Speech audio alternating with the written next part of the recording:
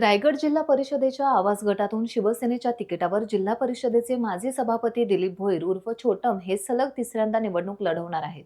यापूर्वीचे ते मापगाव गटातून 2 वेळा निवडून आले होते। केलेली विकास कामे आणि करायची विकास कामे यावर लक्ष केंद्रित ठेवून निवडणुकीला सामोरे जात असल्याचं त्यांनी स्पष्ट केले। मतदार आणि कार्यकर्त्यांचा पाठिंबा मिळत असल्याचं त्यांनी सांगितलं आहे। गेल्या विधानसभा निवडणुकीत त्यांनी नशीब आजमावण्याचा प्रयत्न केला होता, मात्र त्यात त्यांना यश आलं नाही। आता जिल्हा परिषद निवडणुकीत आवाजमधून ते विजयी झाले, तर यावेळी मात्र शिवसेनेचा आवाज जिल्हा परिषदेत ते बुलंद करणार असं त्यांनी म्हटलं आहे। 2013 साली मी जिल्हा परिषदेचा सदस्य झालो होतो। 2017लाही जिल्हा परिषदचा सदस्य झालो आणि 2026ची ही निवडणूक येत्या 5 तारखेला आहे। आणि सांगायचं तात्पर्य असं की ही जी निवडणूक लढताना ही इथली जनता अगदी बहुमताने निवडून देणारी जनता आहे। कारण 2013 असेल त्यावेळेला ती डेव्हलपमेंट होती, त्या लोकांच्या ज्या काही समस्या होत्या त्याच्यावरती मी प्रामाणिकतेवरती काम करत आलो। तसंच सेम नंतर ओपन तो मतदारसंघ झाला, तिथेही मी पुन्हा एकदा उभा राहिलो। तिथेही लोकांनी अगदी मनापासून त्याला शुभेच्छा देऊन निवडून आणण्याचं त्यांनी जनतेने केलेलं काम आहे। आणि कारण ज्या जिल्हा परिषदेच्या माध्यमातून ज्या काही योजना आहेत किंवा ज्या ज्या मूलभूत सुविधा पाहिजेत त्या मतदारसंघाला ते देण्याचं आजपर्यंत काम करत आलेलो आहोत। आणि मग त्याच्यामध्ये हॉस्पिटलाइज असेल किंवा कुठे ॲक्सिडेंट असेल, तौकेसारखे मोठे मोठे वादळ वारे वगैरे वादळ येऊन गेली, त्याच्यामध्ये अगदी लोकांपर्यंत जाऊन काम करण्याची प्रेरणा त्यांनी आपल्याला दिली होती आणि ते काम करत होतो।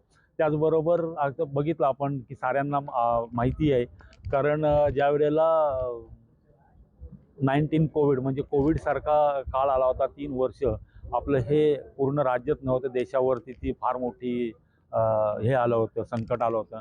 त्यावेळेला तर ज्या ज्या गोष्टी करायला पाहिजे त्या त्या गोष्टीमध्ये कुठेही जीवाची न पर्वा करताना सर्व माझे सहकारी आणि त्याचबरोबर सर्वांनी घेतलेला परिश्रम, त्यावेळची सगळ्याची जाणीव करून ह्या जिल्हा परिषद मतदारसंघावरती 100% पुन्हा एकदा 2026लाही निवडून देणारच। कारण त्याचं अजून एक सांगायचं झालं तर महाराष्ट्र राज्याचे उपमुख्यमंत्री आणि तत्कालीन मुख्यमंत्री त्यांनी केलेलं ह्या विधानसभेवरती अतिशय महत्त्वाचं काम केलेलं आहे। त्यांना लागणारं विकासात्मक निधी देण्याचं काम सन्माननीय दमदार आमदार म्हणजेच महेंद्र शेठजी दलवी साहेब यांनी ह्या विधानसभेवरती पहिल्यांदा एकदा निवडणूक जिंकले, दुसऱ्यांदा निवडणूक जिंकले।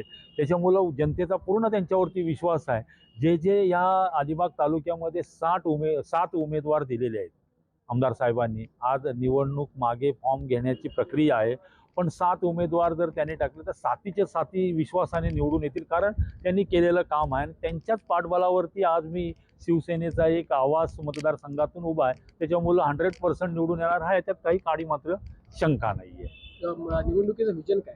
व्हिजन काय आहे की आज जर बघितलं तर 2013, 2017 आणि 2026 त्या परिस्थितीनुसार जसं देश डेव्हलप होत चाललेला आहे किंवा महाराष्ट्र डेव्हलप होत चाललं आहे, तसा आमचा जिल्हाही डेव्हलप होत चाललेला आहे, अलिबाग तालुकाही डेव्हलप झालेला आहे। त्या ह्याच्यानुसार जेव्हा जेव्हा मी निवडून आलो त्या व्यवस्थेवरती काम केलं, त्या लोकांना ज्या मूलभूत सुविधा पाहिजे त्या देण्याचं काम केलं। आणि आता 2026 आहे, 2026मध्ये पुन्हा एकदा ज्या नवीन अलाइनमेंट येतं आहे शासनाच्या माध्यमातून किंवा वाढणारा इथे जो कचरा व्यवस्थापन असेल, लोकसंख्या वाढणारी असेल किंवा त्याला पाणी व्यवस्था आहे, ह्या मूलभूत सुविधा देण्यासाठी पुन्हा मी एकदा जिल्हा परिषदेचा सदस्य म्हणून आज मी फॉर्म भरलेला आहे आणि निवडणुकीच्या रिंगणात आहे। आणि 5 तारखेला जनता बहुमताने निवडून देईल हाही विश्वास आहे, कारण जनतेचा विश्वासावरतीच आजपर्यंत मी केलेलं काम आहे। प्रचार कसा करताय तुम्ही? सभा घेणार प्रचार आहात? सभा वगैरे होतीलच, त्याच्यामध्ये घर टू घर प्रचाराला आजच सुरुवात करतोय। कारण आज